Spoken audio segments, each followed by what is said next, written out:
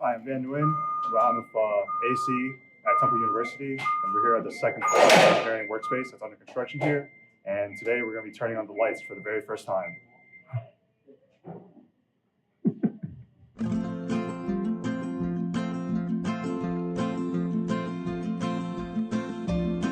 What used to be the offices are now a flexible workspace. Used to things like robotics and 3D printing.